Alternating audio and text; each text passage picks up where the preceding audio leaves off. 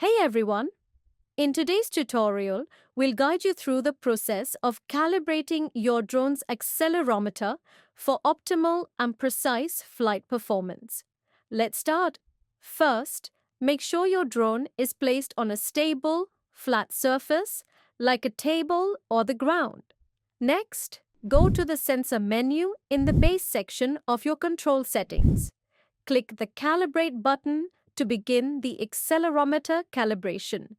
The calibration process will ask you to move the drone through different positions. Then click Next. Turn the drone to the left and click Next. Turn the drone to the right and click Next. Turn the drone to the down and click Next. Turn the drone to the upward and click Next. Finally, flip the drone upside down and hold it still. Once you've rotated the drone through all these orientations, wait for the calibration process to finish. The system will notify you when calibration is complete. And that's it. You're all set for smoother and more accurate flight control.